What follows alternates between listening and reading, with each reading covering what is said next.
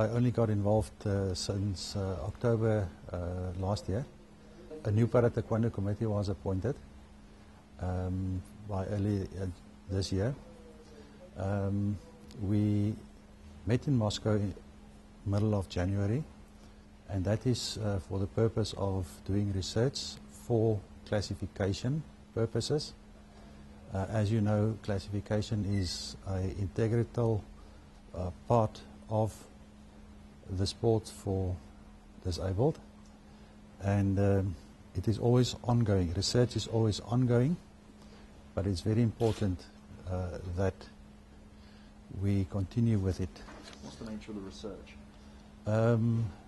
The nature of the research is about data collection and to get a base of data from where you can measure your criteria for the classification purposes.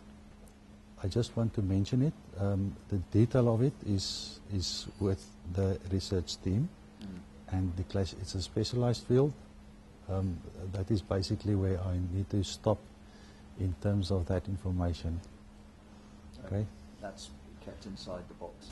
Not kept inside. It's a specialist field, and I'm not a specialist in that field. Oh, all right. Okay. That is important that I keep clear of that. What kind of resources are you throwing at this? What have been the big challenges in this process?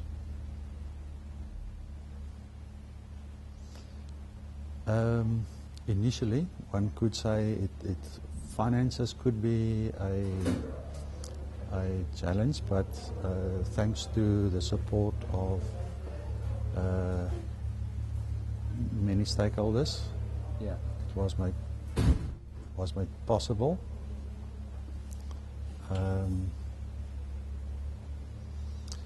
What we are now doing is to use techniques that can be used almost anywhere in the world. So it's certain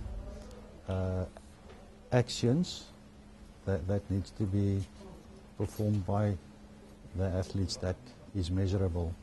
What is this championship going to add to the Para-Taekwondo movement in the run-up to the IPC decision? I think what is important here is the fact that we do have 121 registrations from 40 countries. It shows that there is general growth worldwide.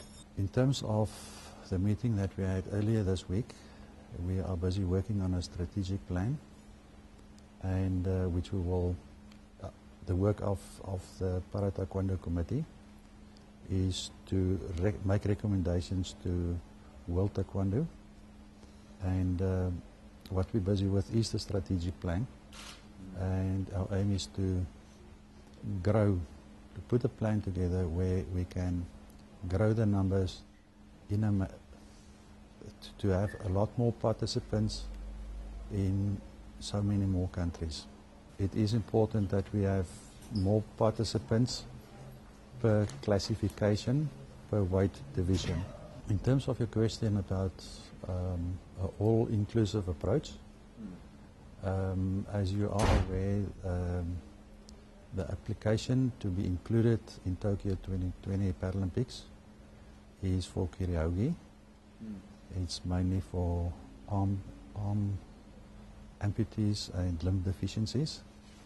I think, you know, if I can make some comment or final remarks, it's to thank World Taekwondo.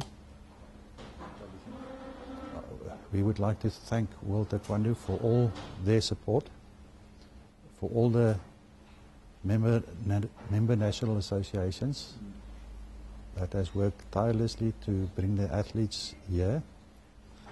I think there's the group of people that we need to thank, and they are the classification team, the research team,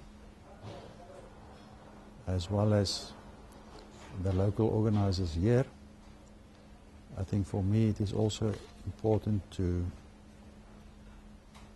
realize that there are so many coaches, support staff that's working behind the scenes, and they are the people that we really need to thank.